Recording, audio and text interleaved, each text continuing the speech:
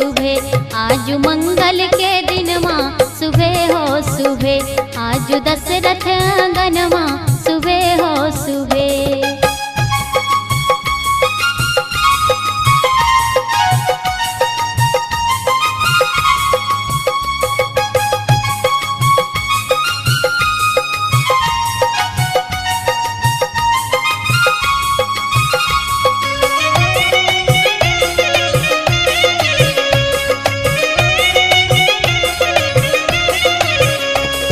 सुबह बोलू अम्मा सुबह बोलू दीदी, सुबह बोलू अम्मा सुबह बोलू दीदी, सुबह हो सुबह, कोहबर के लिखैया सुबह हो सुबह, दुअरा के छेकैया सुबह हो